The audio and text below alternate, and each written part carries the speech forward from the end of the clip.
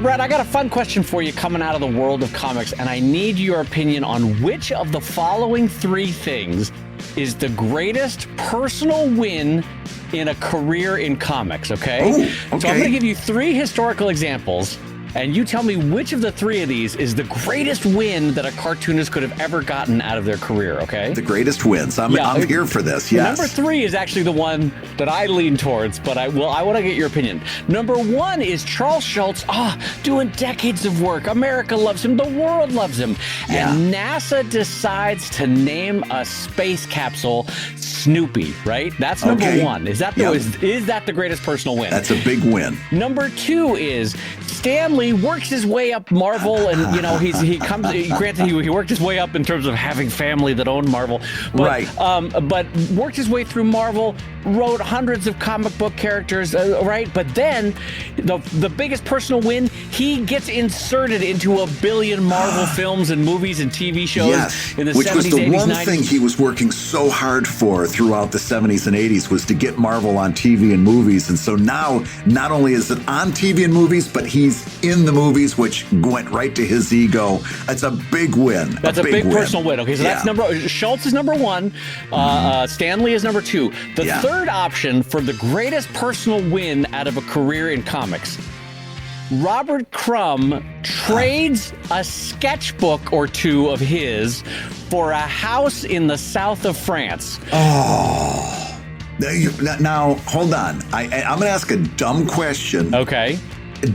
What about things? I don't know whether there are things equivalent to what the United States would consider like property tax and stuff like that. In other words, is this house free and clear? He never has to pay a cent on it except for upkeep, or was it the house originally?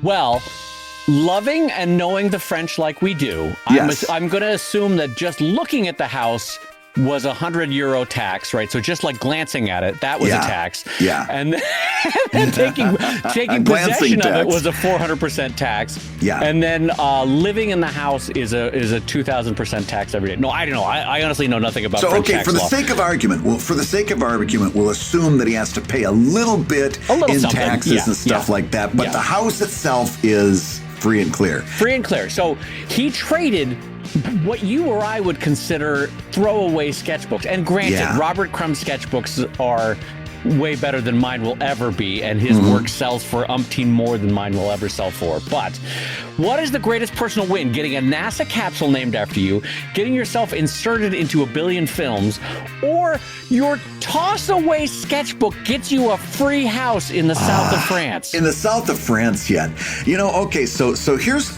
this might be one of those personality tests. Like how you answer this tells a lot about yourself. Yeah, that's true. That's true.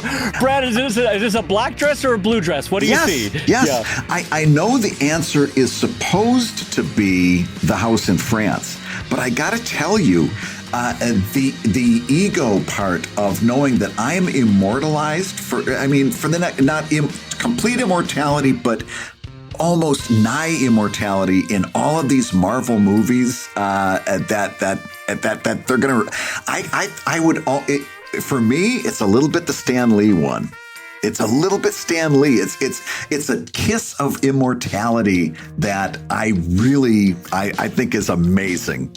I mean, listen. First of all, you're right in the sense that whatever you said was going to be right for you.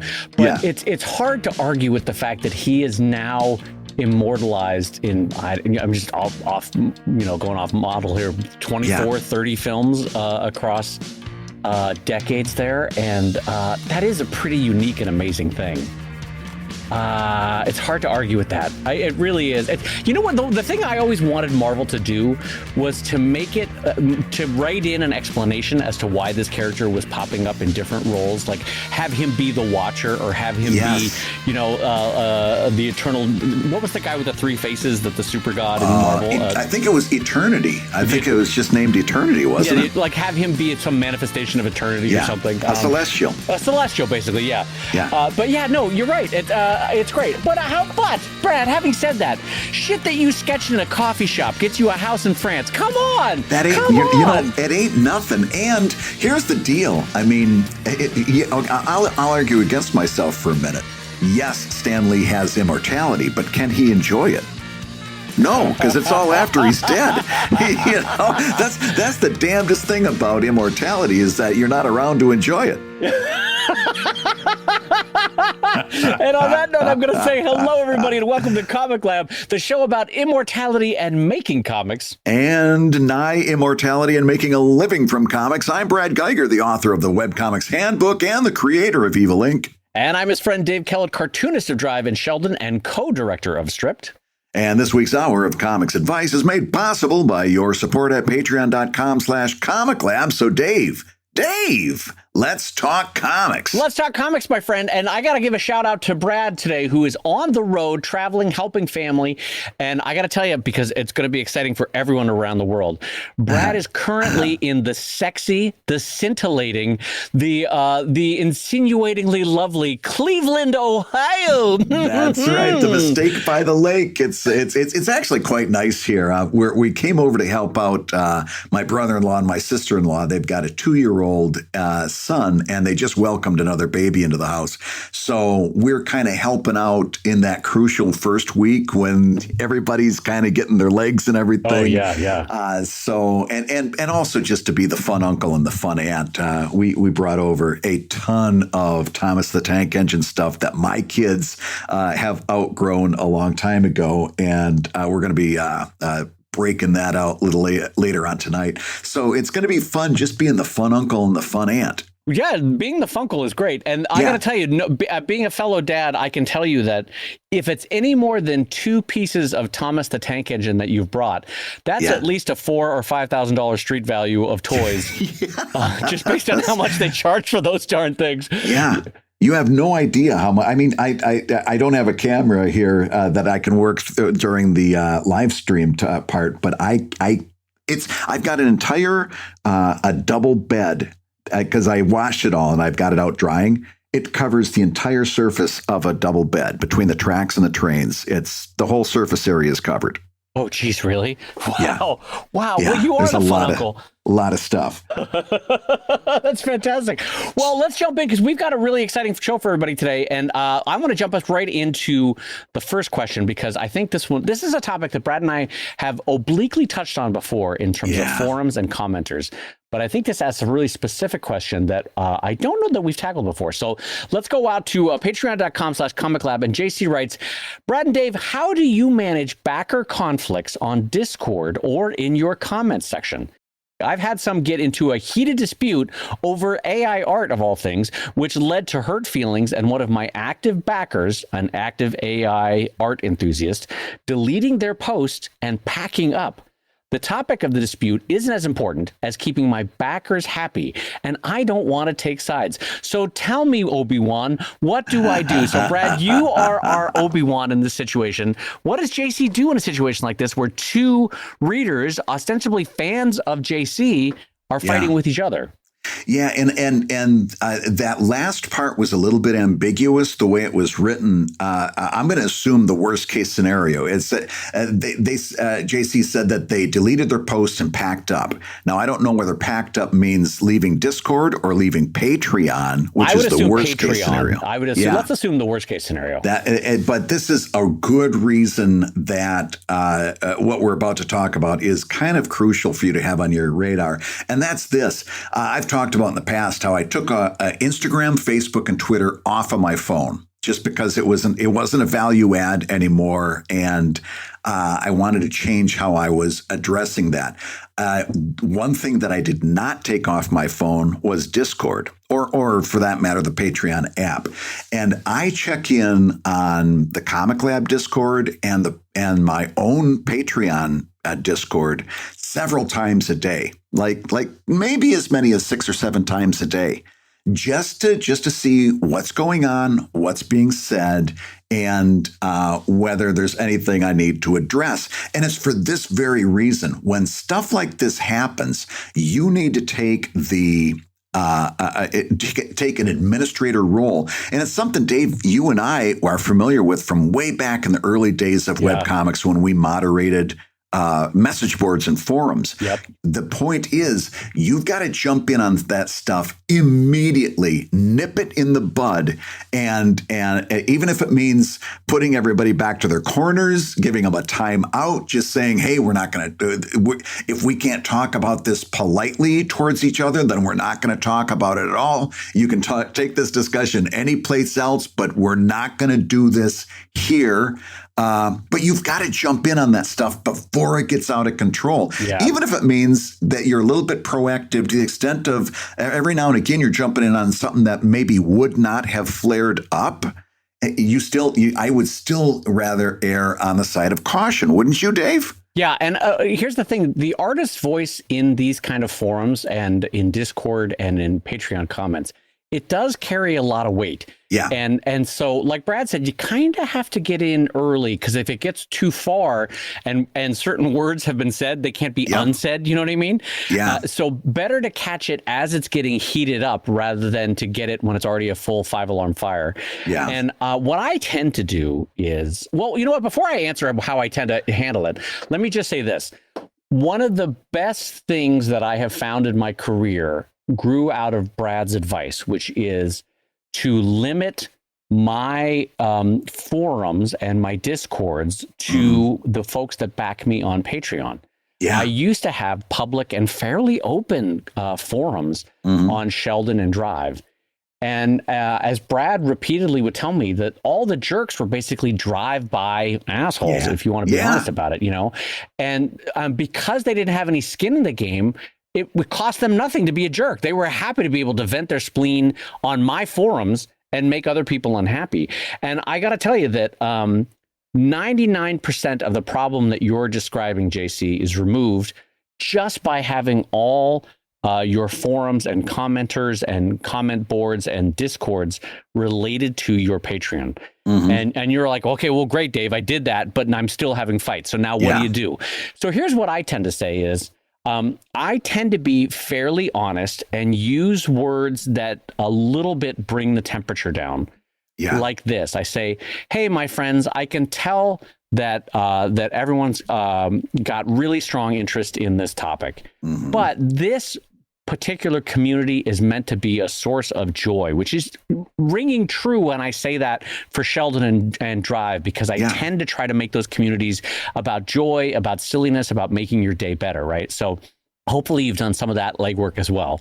But anyway, so go back to what I say. I tend to say, friends, this is supposed to be a place of respite from your troubles, not adding to your troubles, not adding to your stresses. So let's please be kind to one another, and please be kind to the topic at hand. And then sometimes what I'll do is, as I do that, I also send a private message to both of them saying, hey, in friendship, I genuinely love that you are so passionate about this topic, but can I ask again in friendship? And I do use the word friendship a lot because it's a nice reassuring word, which also has the benefit of being true.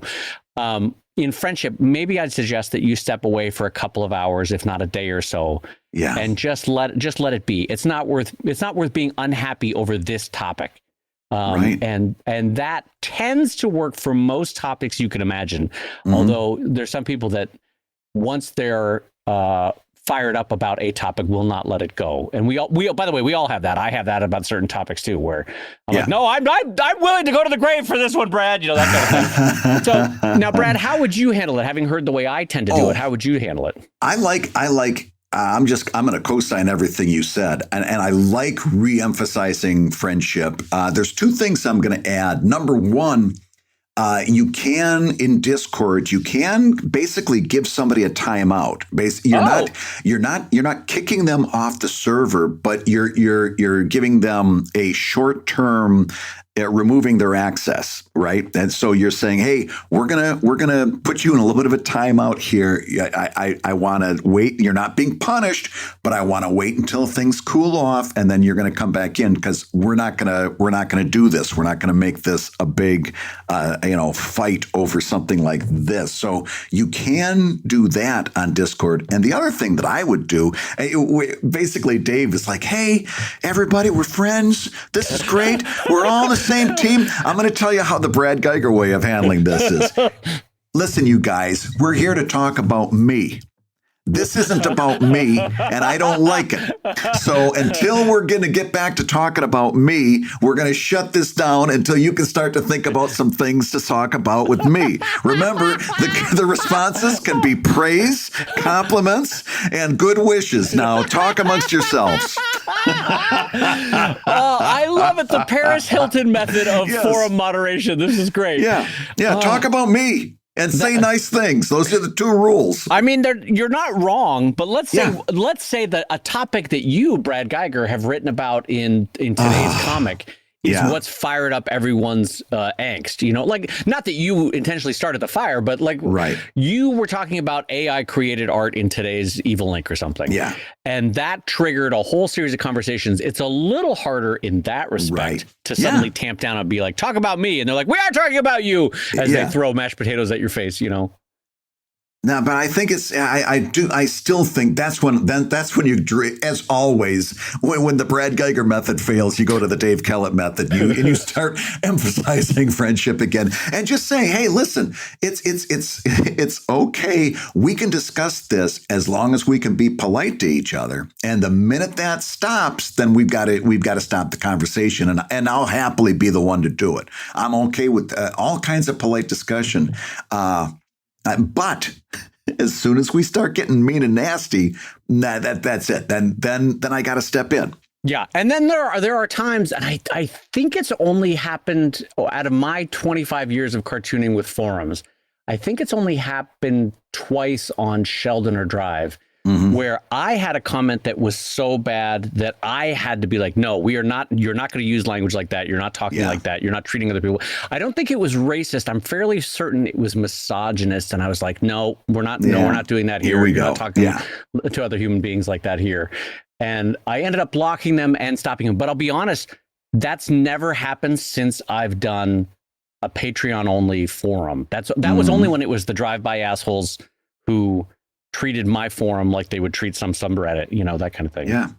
But listen, just to take this even further, you're the boss here. This is your community that you're cultivating. I have zero problems with just going into Discord and deleting an offensive comment, just deleting it.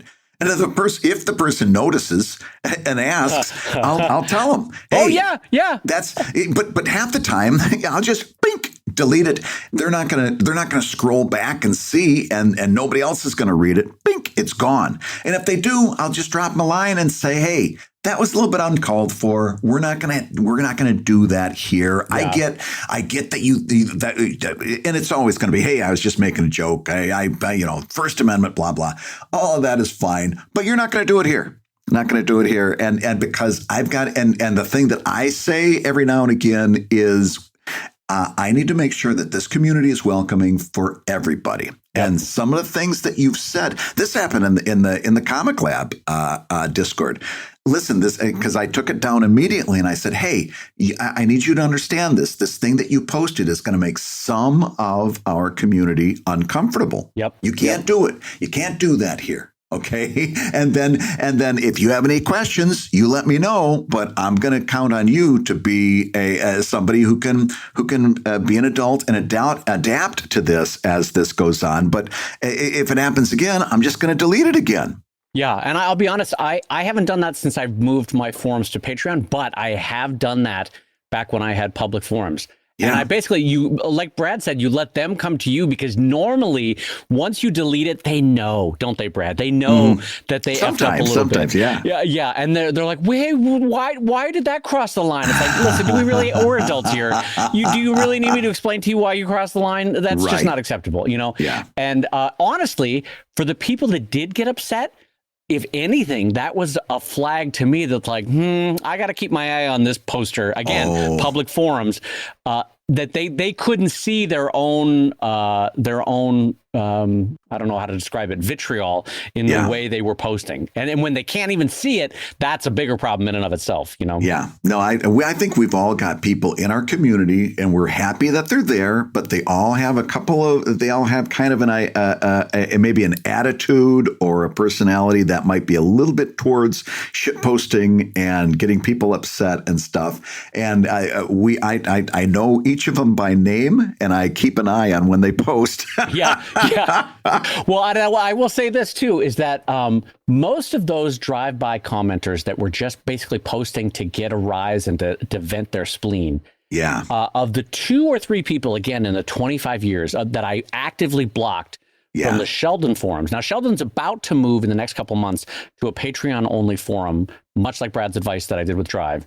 Mm-hmm. So this won't be a problem anymore. But let's say 3 or 4 years ago, I banned one specific person. Brad, every 6 months, I get an email being like, "Hey, think I could come back in and comment again?" And Brad, the only way I block somebody is if they are truly being an intentional asshole to other human beings, right? Yeah.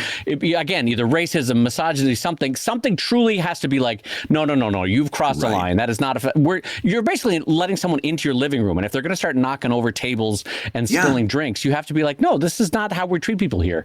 So anyway, what's funny about that is just the human nature of like, hey, could I come back? Please, could I come back? It's like, no, I gave you multiple warnings and you still did it. So it's like dealing with a child, you know? Yeah, literally, if you're going to push one of the nicest people in webcomics to banning you, you're pretty much, it's scorched earth at that point. You're not coming back.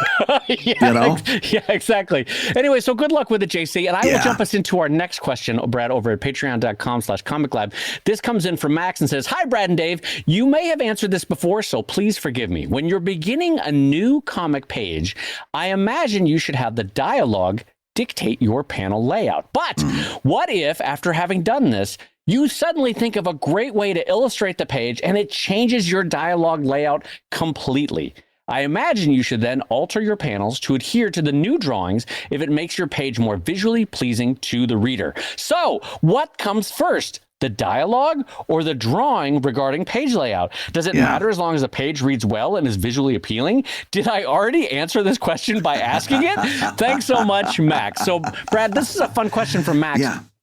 We've said in the past, sort of, as you're laying out, sometimes dialogue has to really be your North Star in terms of laying out and guiding how things are going to flow, because again, as Brad always says, they won't read your comic if they can't read your comic. Right. And so the dialogue has to, in some ways, be on the high point for clarity and communication wise, gets first post. But Brad, how would you approach Max's question on this one? So here's the question. What comes first, the dialogue or the layout? And the answer is the thumbnails. And we're coming right back to these freaking thumbnails again, so buckle up. We've had 2 shows. Oh, my God. 5 years we never talk about layouts, and suddenly 3 in a row we're talking about layouts. It's like my Niagara Falls. We've had 2 shows now where we talked about thumbnails, and I want you to go back and listen to them. You can find them. In fact, one of them, I think thumbnails is, I think the name of the show is Nobody Does Thumbnails, right? Here's why you should be doing thumbnails, exactly for this reason. And it's why in the thumbnailing phases, you should be considering all of those different options for laying out that panel, for drawing that panel. If you're just going with the first thumbnail, then you're not really doing a good job, because because you've left this open and now you're drawing it and you get an inspiration and all of a sudden you're redrawing the page. This is something that gets addressed in the thumbnailing phase, or at least it should. Okay. But again, as we said before, and all you people that are going to write into the Discord server, maybe I'll block you guys next. All you guys that are going to come in here and tell me that you do thumbnailing and then you show me your pencils, I'm going to block you, because thumbnails are thumbnails. But you're not going to do thumbnails like everybody else. So let's address the next part. And the next part is, if you're not going to do thumbnails, your dialogue absolutely comes first. And if you're doing digital illustration like many of us are, listen, I've got a pretty tight layout in mind for my panels and for my page, but I'm continually adjusting those word balloons, even as I'm drawing, to kind of make it sure that it's balancing right, that it fits right. Of course, if you come up with a great idea that you didn't get during your thumbnailing phases, you're going to have to readjust that page. But even as you're readjusting the page, dialogue, word balloons, text should be your number one priority. There's nothing more important on the page than those words. And if they can't read the words, or if they're reading them in the wrong order, you can have the most gorgeous illustration in the world, but nobody's going to read it. Or if they do, they're going to get the wrong impression because they read it in the right order, or they read it in the wrong order. Agree or disagree? Agree, but with caveats. I agree, but I don't thumbnail. I'm eternally honest about this. I do not thumbnail. 25 years in, now I have a pretty good sense of thumbnailing in my mind, which is not thumbnailing, but it's sort of the best I get to when I draw, right? I kind of imagine how the page is going to go in my mind, and then I start working on it. But I really, really, really want to emphasize what Brad said, is that in my digital workflow process, I am constantly, like Brad, adjusting my word balloons and my text up until literally sometimes even after I've exported it for the sliced up version for the website. I'll be like, oh, there's a better way to do this. And I'll go back in and I'll rework some text or rework a word balloon. And sometimes, Brad, it is literally a game of millimeters. Be like, oh, if I nudge the word balloon just a little bit, or if I warp the word balloon, I could get a little bit more action out of my character. Or, if I decrease the size of my character a little bit, I could maybe have the arm upraised in a way that I didn't have before. So much of it is this dance, and dance is the right word. It's a dance between the word balloons as an object and all the character action as an object. And you're trying to fit them all in pleasingly. And they are constantly being adjusted. So for that part of your question, don't be concerned if you're still adjusting, even if you are 100% sure you've nailed the right layout and you've nailed the right panel flow and all that sort of stuff. I can guarantee you'll still be doing this weird game of inches right up until the point that you finish the file. Because it's not a science. It's a near science in the sense that you're trying to balance out weighted values visually and making them in the same way that you would with negative space flow and balance and feel correct, quote unquote, and allow the eye to flow pleasingly across the page. And it's not done till it's done. You're going to keep fiddling with it until you're done drawing. Hey, if you're listening while you work, take a minute to stand and stretch. And while you're doing that, we're going to tell you why you should join us on Patreon. When you do, you're going to get hours and hours of podcasts that we've recorded just for backers. And exclusive Patreon posts that go even deeper on Comic Lab topics. And access to our exclusive Discord server, which is a thriving community of professional cartoonists. So you can support the show you love and get tons of actionable resources for your own cartooning. And listen, if you can't swing a pledge this month, we get it. No worries. Yeah, listen, you can still support the show by rating us wherever you get your podcasts. Just leave a 5-star review and a few kind words. That, along with mentions on social media, is incredibly helpful. Now, everybody, let's talk comics. Dave, in case you're wondering why I'm smiling so widely today, it's because this show, like many of the previous shows, is being sponsored by our good friends at DreamHost. If you go over to dreamhost.com/comiclab, you'll see a couple of hosting solutions that are just right for the people who are listening to us talk week after week after week about owning and controlling your own work. Although I guess you can troll your own work too. But if you're listening to us say, own and control your own work, and you think, it's maybe time I get a website, DreamHost, it's the perfect opportunity to get you started. And especially if you just want to dip your toe in, listen to this. They've got 2 plans that are just right for you. The shared starter plan starts at $2.59 a month.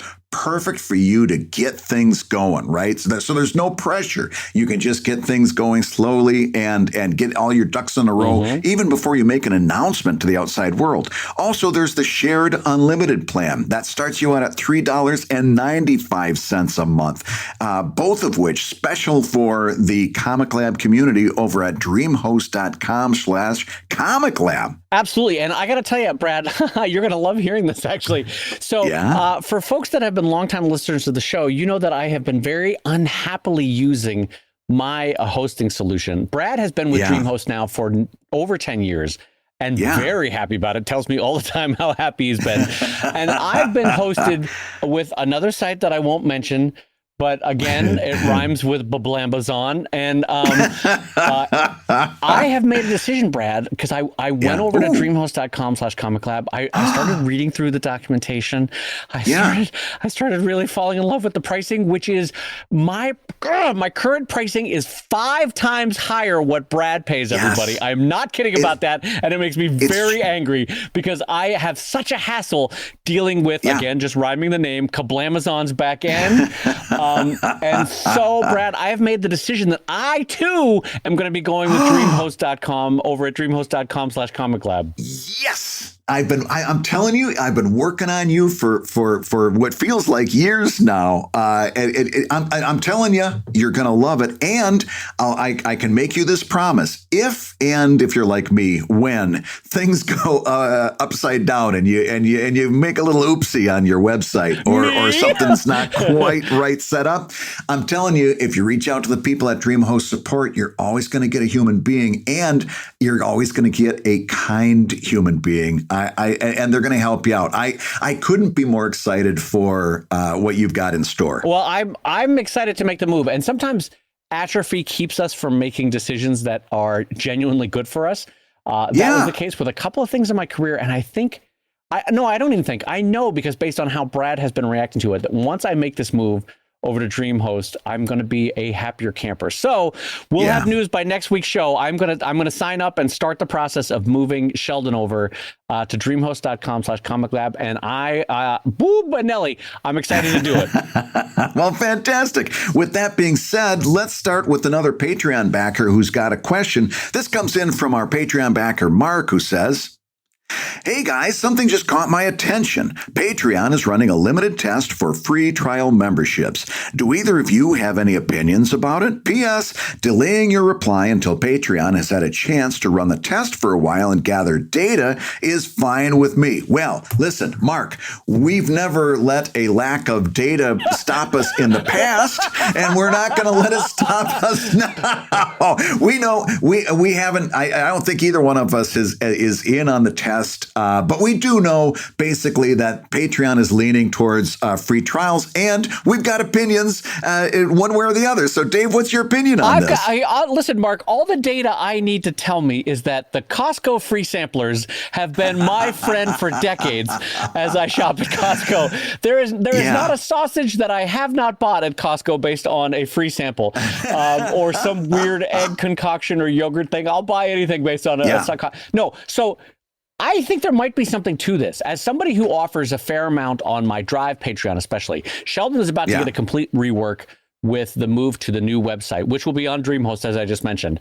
It's going to be a completely reworked Patreon for Sheldon. So put that on hold for a minute. But for Drive, I'm actually quite proud of the fun community I've established for that Patreon, the free giveaways that I have, the behind the scenes, the sneak peeks. And I'll be honest, Brad, I a little bit wish that I could give people a glimpse to see what they've been missing in that Patreon. And I think, granted, this is data dry. I don't have anything on the data wise. Yeah. But just from pure emotion, I feel like this is a good move. How about you? I am not crazy about it. Oh, I love it when mommy and daddy fight. Oh, this is great. Yeah. Okay. No, actually, boy, this is even going to sound worse. I think it's good for you. I think I think I love this for you. No, I mean, so here's what it is. And it's obvious once I go down this road, since I'm offering not safe for work rewards, the idea of a free trial, unless it has a caveat to it. Now, I'll come around to that.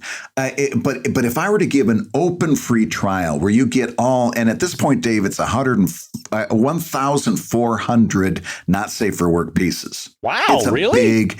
Yeah, I've been busy. But yeah, it's 1,400 not safe for work comics and illustrations. Wow. I'm not comfortable with giving access to that, especially knowing since I went to charge up front and all of that stuff, I worry a lot less about somebody scraping the entire thing and then loading it on some other site. Right. And we've had that problem in the past, and we've talked about that in a way previous episode.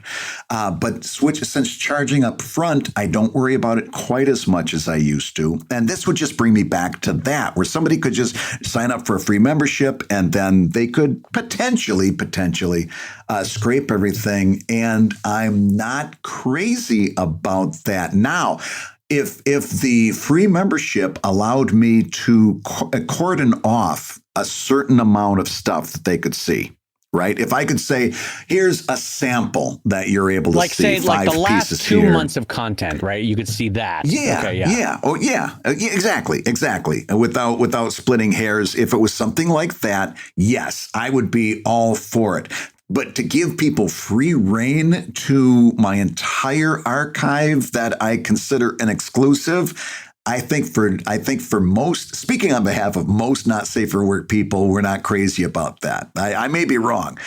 In general, I can see it being a good fit for many people like you.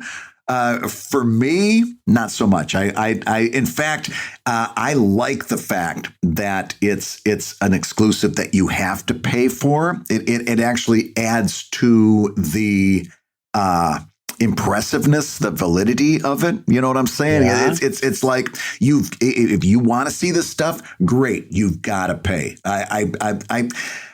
I'm not putting it into the right words. Maybe you can help me out, but that's where I stand right now. Is I without caveats, without protections, I'm not ready to do this. Well, but in terms of helping you out with the words, if I could summarize your attitude, it's this is good for thee, but not for me. Is that?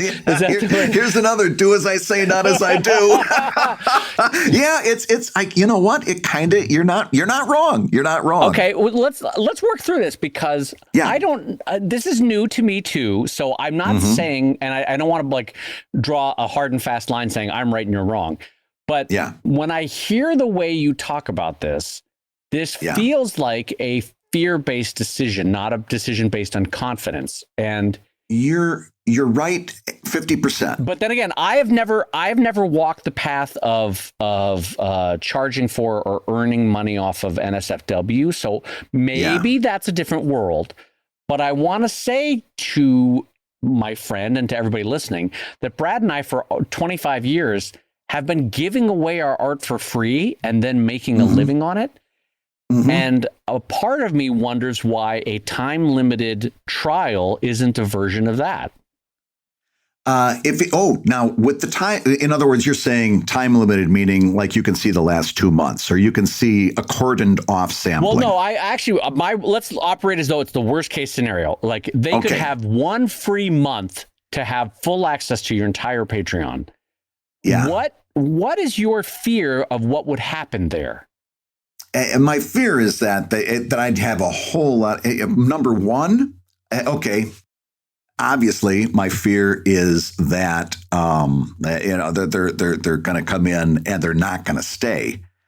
The other one, okay. So let's address that first one. Well, no, let's go through all your fears first, and then we'll address the other one. Is I'm worried about people under 18 accessing it because there's no payment being made. Oh, their credit card is not that's being very different. used, I hadn't. right? Yep, I hadn't thought about that one. And I'm sure that Patreon would insist on a working credit card before they sign up in the first place, especially for NSFW. In other words, I think Patreon probably has that locked down, but it's a fear.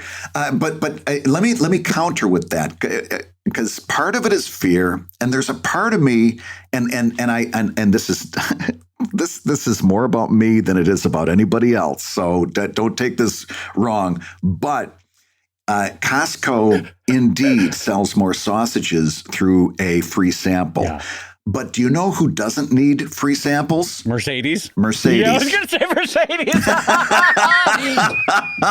Now, I'm not saying that you're sausage and I'm Mercedes. I'm not saying that at all. But I'm saying there is a certain business approach that says because of the luxury nature of what I'm doing, you don't get free samples. Yeah. No, you're right. It's a very different item to be selling something that's a commodity versus selling something that is limited, unique, a closed number of things made. I don't know the better term for that.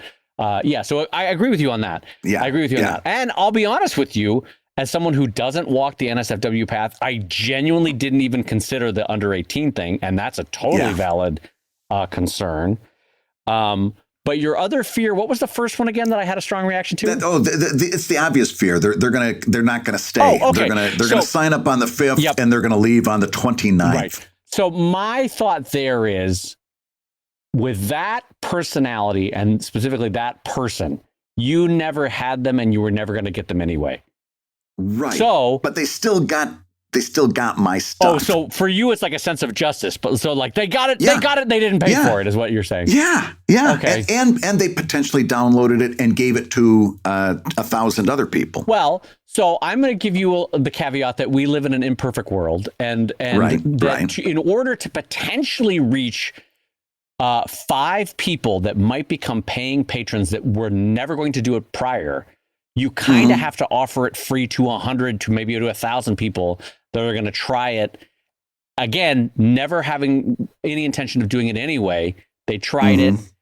They also ducked out, but you kept 5, 10, 15 people out of that. So I'm saying the upside here is, 900 people got free stuff that they never were going to pay for anyway. Yeah. But the benefit to you is that 5, 10, 15, 100 people decided to stick around that had never considered it before, Here's the problem is that we already have data on this right now in the NSFW community, in that particularly on Twitter and also on Reddit, you've got people freely sharing their NSFW content and then asking for what amounts to support on Patreon. Okay. These are people with tens of thousands, hundreds of thousands of Twitter followers. And when you go and check their Patreon, they're in the hundreds of dollars per month or the low thousands, the ones who are doing well, right? Okay. In other words, they're not doing too good. They're not doing too good at all.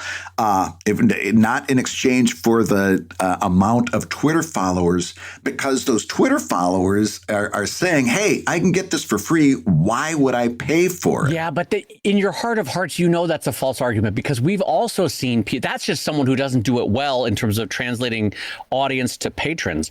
We've seen that in straight up normal comics, whether it's a panel or comic strip.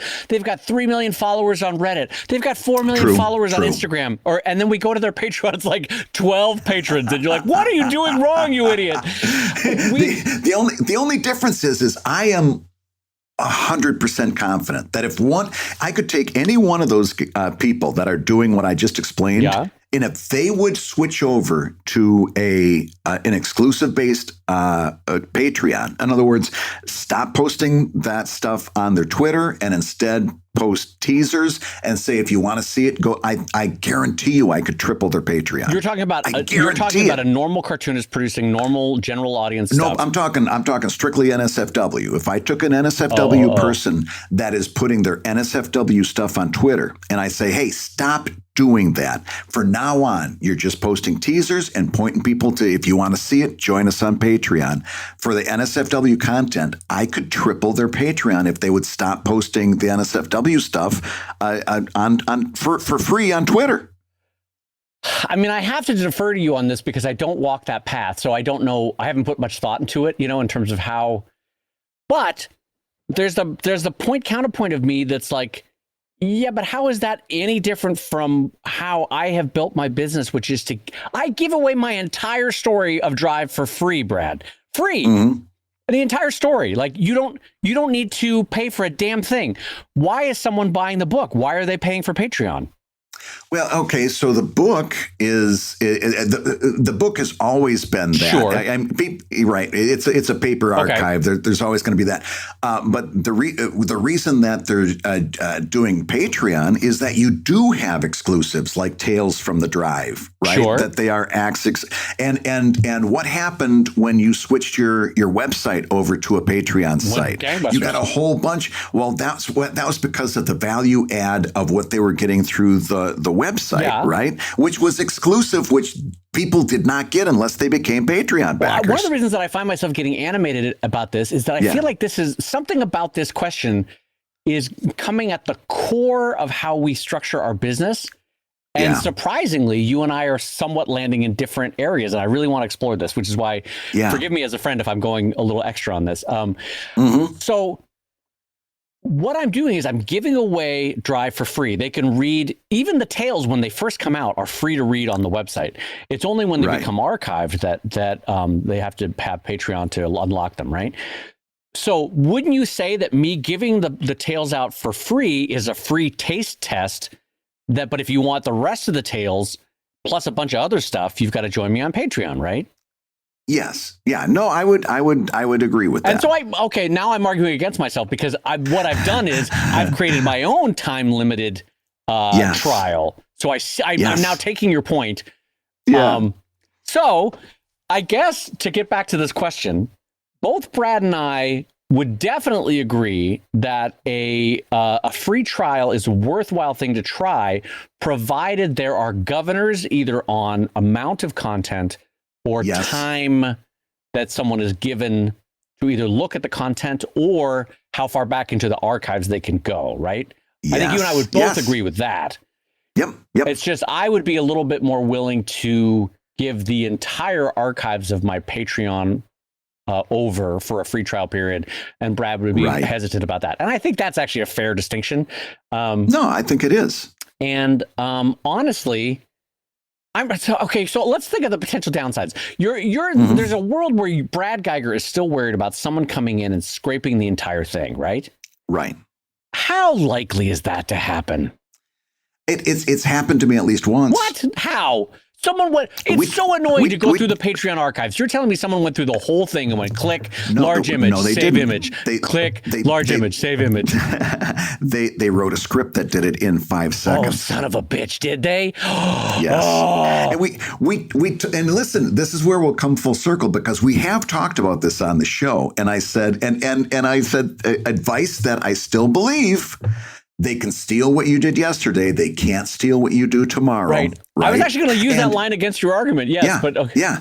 And by the way, that's still true. I know I sound like I'm arguing both sides of this, but that is still true because. But here's the thing: every time this happens, it becomes a big nuisance for a few months, and then the person that's doing it, they crumble under the server costs because they're doing it not only with my stuff, but they're doing it with a lot of other people's stuff, and then they're taking what do you call a voluntary payment? Well, I'll just call it. They're taking a voluntary payment, a donation. They're taking donations for people to pay the server costs. Well, of course, if you're the type of people that wants to see this NSFW stuff for free without paying for it, you're not the type of person that's going to make a donation to this person that's making it possible. Right. So inevitably, it crushes the person because they can't keep up with the server costs. They're just their community is made full of cheapskates, and it always crushes under its own weight, right? So there's that, and yes, I do believe that, but I also don't believe in making it easy for them. Okay, that's fair. Now I'm more pausing because I'm taking in the fullness of your argument, and I don't disagree with it. And Mark, again, going back to your question, part of this is because this is a new possibility. So Brad and I haven't sort of gamed out all the ways someone could tweak us on this in terms of making it an unhappy choice. Oh, so here's the thing, though, Brad. I just Mark had sent along a link, of how it works. Yeah. God damn What? Why didn't we read this? Are you going to tell me that we should have clicked the link? Yes. God damn it. How it works, Patreon, you can choose the trial length, 7 days, 14 days, 30-day trial.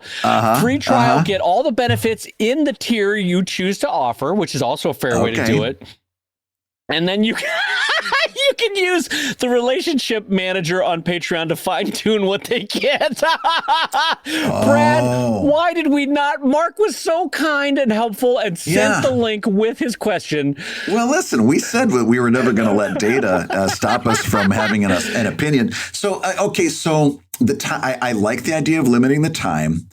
And I'd have to look into how you use the relationship manager to keep them in certain corrals. In a sandbox, yeah, exactly. Yeah. If that were the case, and if I could keep a limit on what they access, then yeah, I'd go for it. But even from the beginning, that was my caveat: is I wanted to control the amount of stuff that they got. And honestly, I don't know why you would ever do anything more than the 7-day free trial. If anything, I wish there was like a 1-day trial. Because I was going to say I want a 1-day trial. Because honestly, you take a glimpse at let's go back to Costco. You take a bite of the sausage, you know immediately if you want that sausage or not, you know? Right. You peek behind the curtain of Dave's Drive Patreon or Brad's Evil Link, you have a sense, if we're honest about it, within 30 minutes of intensive looking around if you want to do it or not. I don't know that someone needs a 30-day period to really scope it out. Although maybe there's a type of personality for whom they need to see what it would be like in their life if they could go back day after day, I guess. Yeah. I would do a 1-day trial, free 1-day trial, and personally, I would unlock all the content because the average person is not going to write a script that can scrape my site.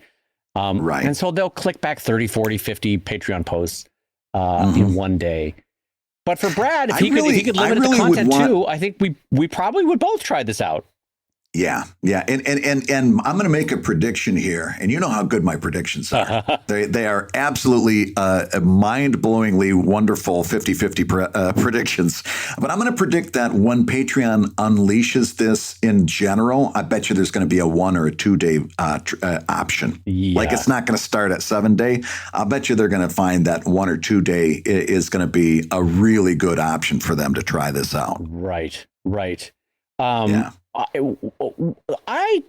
I'll be honest, Mark, just to put a button on it for me, I'm intrigued by this. I don't see a personal downside in trying this out for me, for Drive, and eventually for Sheldon once I have the revised version of that Patreon going. I, as a friend, think Brad should offer it to Evil Link folks as well, because even though Brad has very good reasons to hesitate, I still see an upside in this for you, Brad, as a friend. But I'm not going to force the issue, but I think it's worthwhile for you to try. I'm going to make the argument that I already have a free trial, and it's called Evil Link.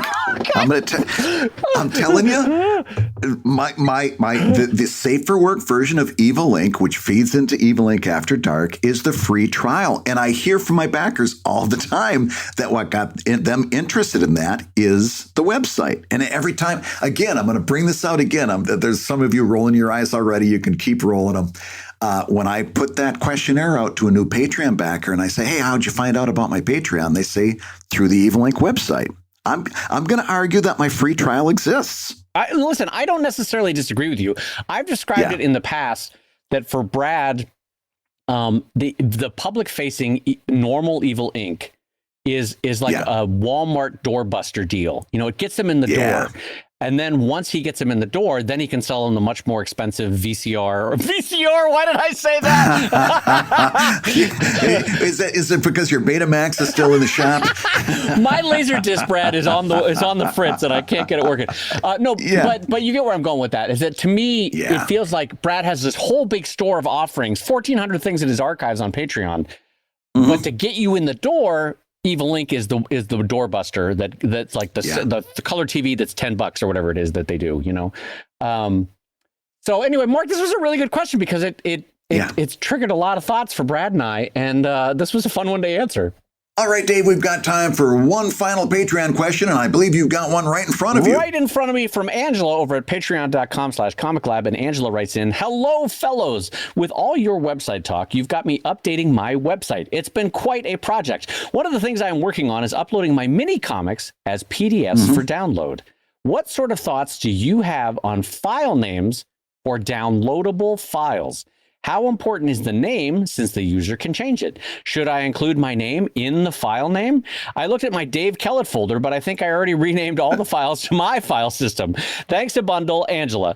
All right, so this is a fun question. We've a little bit kind of alighted on how we name our files in the past, I think, but I don't know that we've ever done a deep dive on specifically. And this is specifically for ebooks and eComics. Yeah. So it's a pretty good, and I just, before we go too far into this, I want to say how wonderful it is that Angela has an example of how to do it from her Dave Kellett folder. That's fantastic, Angela. The smallness. Fantastic that you've got the Dave Kellett folder that you can look you know at what, to Brad? see. One of the things, and I think Angela could back me up on this. One of the things that I've done is I've allowed for free trials, for kindness in the past, giveaways, Have you? and so as a way of bringing in new readers, I've been kind to my readers and shared freely and openly. And Angela seems to have taken me up on some of those. So, little lesson for Brad there as I turn the tables. Well, yes, maybe, but here's the thing. This actually does have an answer.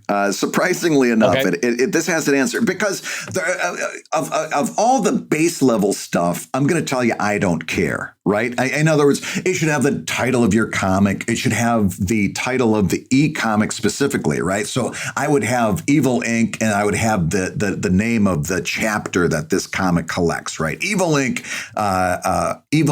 issue 52 multiple choice, right? So that's the issue number and the title of the comic and the name of my comic. And if I wanted to add Brad Geiger there too, that's fine. But really, as long as you're doing it kind of logically, and I would suggest if you're doing it consistently, then it's fine because there's no overarching correct way to do this. There's no Library of Congress format to follow and all like this. Yeah. However, there. So, like something to do other than stay consistent. I'm not sure that I've got any thoughtful things to add. However, here's some things not to do because your e-comic, your ebook is going to be brought onto a Mac or a PC or a Linux computer. It might be an iPad or a smartphone or any number of things. And because of this, there are certain characters that you want to make sure that you don't use in your file name. And I'm going to put a list of these in the post that accompanies the today's episode. But here, I'm just going to go right down common illegal file name characters. So these are things you don't want to use. And the first one is the pound sign. So if you want to say that this is issue number 52, don't use the pound sign in front of 52, right? Because that's an illegal file name. So the pound sign, %, ampersand, either one of the curly brackets, that's the little parentheses that have like a little point in the middle of it, backslash, the left angle bracket, the right angle bracket, an asterisk. You don't want that. You don't want a question mark. If you have a title that ends in a question, like what if, ... question mark, you don't want to use the question mark. /, you don't want any blank spaces, $, exclamation point, single quotes, double quotes, colon, or the @ sign. You want to make a note of all of those, and you actually want to avoid using those in your file name because it could cause problems at some point down the road. And some of those are ones that you're probably using right now, like the colon or the exclamation point. You want to avoid using those in your file name because it could potentially cause a problem with somebody down the line. Right. That's a great summary. And honestly, Weird symbols in your title, even ones that are allowable, and there's a few of them. Boy, not the greatest. So I will talk about another aspect of file naming that I think is a great way, and it's good both for files on your hard drive and for things that are downloadable, which is I have now had 25 years of making comics, and I will say for the files that I create, I would be an absolute mess if they didn't at least contain the date of creation for those files. Because for all the different projects you do, for all the different things that you create, as the years become decades and the decades become multiple decades, you're going to have so many things. Like, for example, for Sheldon, there's, I don't remember if it's either 4,000 or 5,000 files at this point. A lot. Brad has multiple thousands for Evil Inc. and from other projects. And if you pull out any individual Sheldon and show it to me, my God, if it doesn't have the date on it, I can get you within a couple of years of when it might have been drawn. But oh boy. So I often find that I take that idea into my file naming for publicly distributed files, in that the date that it was saved, even though the file contains that as metadata, anytime somebody modifies it or updates it, that's not particularly helpful. So I try to include the date in the file myself personally. Brad, any thoughts for you about how or when or if you include the date in your files? I would really strongly recommend for the date, and your date should be part of it. And I make the date the first part of my file name for my internal filing system, just so like everything lines up on it. So I could throw everything into one big folder and it's going to line up by date. And I insist on using year, month, date. In other words, a 4-digit year, a 2-digit month, and a 2-digit date. So everything just lines right up. I just got done finishing up. Monday was the last day of class for my UArt students, and a bunch of them sent me multiple files. And a lot of them had 40 different files, and they called it page 1, page 2, blah, blah, blah. Well, since they didn't say page 01, page 02, nothing lines up. And I've got to sit there and talk to them about file maintenance, because now I've got to manually put a 0 into the first 9 of each one of their files, just so I can bring it up on my computer in preview and go through and read it in the right order. So this stuff, it's like once you see it, you can't stop seeing it. Once you start getting into good file maintenance, bad file maintenance will drive you right up the wall. And now that we live in a world, Brad, where with reactive websites or modifiable websites for mobile and for desktop, we're slicing up comics. So now my sort of in-title metadata for a drive file is, for example, future-proof your comic. So I always start off my file names for my comic. I know this is transferring from ebooks now to comic files, but this plays to a larger story, which is plan for success. So Brad does Evil Inc., right? He might have a second, a third, a fourth title in the decades to come. So rather than just have the date, I start my files SD for Sheldon and DR for Drive. So, and then I do like Brad, I do year, month, day. And then for Drive, as I start to slice it up for mobile, first I put in the act number that comic is going to have. So we've got the date and then the act number, then the page number that one will be in the story. And then I do individual panel numbers. So 01, 02, 03, 04. And what's great is at a glance, first of all, it all lines up in the folder, nice and clean, nice and neat. And then at a glance, I can see, oh, I'm missing 3. What happened? Did I save that wrong? Oh, it's over here in another folder. Okay, I'll put that back. And so make it easy on yourself. That kind of structure that everything flows just when you click alphabetical or by numerical value and it all lines up, bing, bang, boom. That kind of thing is a godsend when you start to have more than one title and when you start to have multiple files for one created comic. Yeah. And just in case you're somebody who uses pen and ink or pencil or some kind of physical media, and you think that we're not going to give you anything to think about, I'm going to give you one quick shot across the bow. And it's this. I did physical art for, many, many years before I finally switched to digital. And I wish to God that I would have just jotted down the date on every one of those originals. It would have been something so small to do. I didn't do it because I thought it was corny. Even if I would have done it in pencil off to the side, either the date that I created it or the date that it was going to be published, either one would have been fine. The latter would be better, obviously, but either one would have been okay. But now that I'm using those originals as Patreon rewards for some of my upper tier Patreon backer, and if they want something that ran on June 15th, 2005, I literally have to go and find where that was in the storyline.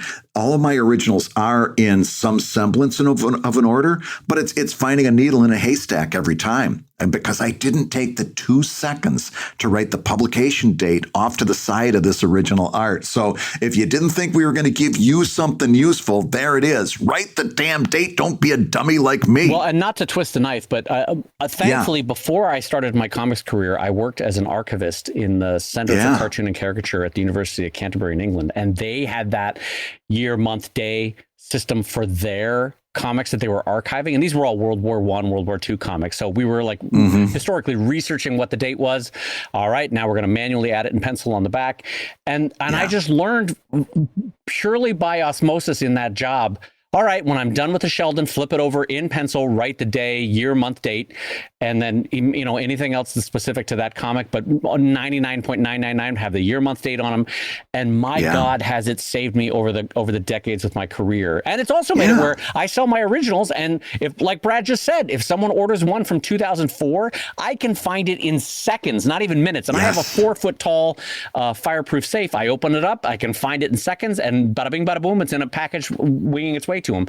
Whereas my sense is, Brad, based on how you described it, it's a couple of minutes, if not more, to find. I've got to do it. So I offer originals to the $20 tier. They get it every third successful pledge. So it's basically $60, right? And I can only do it once a month. So like if you give me your response late, you're waiting until the next month, because I can only set aside time because it's so time intensive. I know I'm going to waste pretty much half of an entire day just going through and finding it. And I've got a pretty good system now. I've find a couple tricks here and there, and I'm trying to pull a bunch of them and load them as samples to kind of say, hey, here's some that you could use for your choice. And then those I have ways of finding because I do number those. But it's terrible. It's terrible. Yeah. So don't do like me. Number your stuff off. Well, and so going back to the ebook question, I would honestly, there's no harm in it, because to the question that you've already made clear, you've renamed your Dave Kellett files to something that suits you, and that's probably what's going to happen for your end users and readers anyway. So with that in mind, I would start your file names off with the date, year, month, day, the title of the ebook that you're getting as a free download, and then whatever additional data helps you distinguish what that ebook is. For example, Patreon exclusive, site exclusive, new reader sign up, whatever it is that they have to do to trigger getting that ebook. You might as well put it in the title, because if nothing else, it lets them know that they're special when they get it. Yeah. And you don't need to put Dave Kellett in the title. You can just say not Brad Geiger. Yeah, and honestly, you don't even have to. If you're like most of the folks that I recommend, just I had no build to that, because everything that popped into my mind was so cruel that I couldn't have myself say it. I had to. You probably heard the pause there, because I was like, the little mouse in my head was running on its wheel, going, "Nope, too cruel, too cruel, too cruel." Well, listen, I got bad news for you. If you think that was cruel, wait till you hear the cruelty in what I'm going to say next. The show's over. You've been listening to Comic Lab, the show about making comics and making a living from comics. Your hosts have been my friend Brad Geiger, the editor of webcomics.com and the creator of Evil Inc. at evilcomic.com. And my good friend Dave Kellett, the co-director of Stripped, which is the fantastic comics documentary, and the cartoonist of Sheldon at sheldoncomics.com and Drive at drivecomic.com. And the Comic Lab theme song is used with permission from Andy Creighton at theworldrecord.net. And this episode was edited by the ever wonderful Matt Woodard of Woodsong Productions over at www.woodsong.media. If you love Comic Lab, you can rate and review the show on Apple Podcasts, and you may hear your review featured on a future episode like this one. This very kind note comes in from Matt, who says, "Hello, I just wanted to thank you and Dave for Comic Lab. I started out as an artist in animation and illustration, but started teaching full-time to support my family 15 years ago.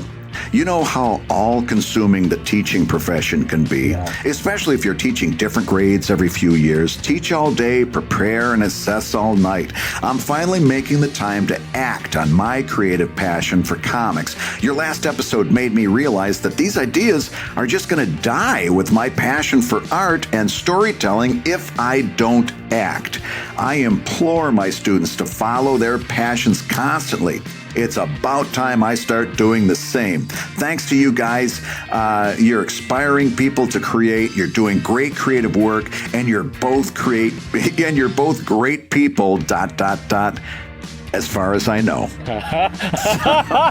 What a great caveat. Yeah, probably a smart caveat too. You better hedge your bets in that case. And also, don't forget to give us a 5-star review on Spotify, where we're burning up those podcast charts. And with a huge thank you to Matt for the kind words, and congratulations on chasing your passion, especially after 15 years of giving to teaching, for which we are also thankful to you, Matt, for. I will say Comic Lab is made possible by your support at patreon.com/comiclab. So I'll go ahead and say that like someone who has achieved his personal best. Patreon.com/comiclab. I'm in the movie. Fantastic.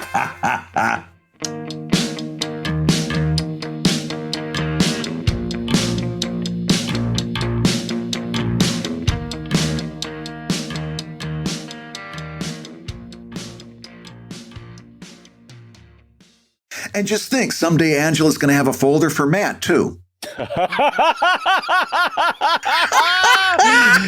Angela's follow-up question. Hi, Brad and Dave. Quick follow-up question. So I'm looking through all my extensive ebooks that I have from Matt and from Dave and from Dave and Matt, and I have all this extra space on my hard drive. What could I fill it with?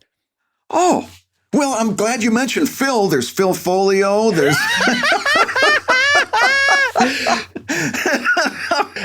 We mentioned Brad Geiger. The line just goes dead.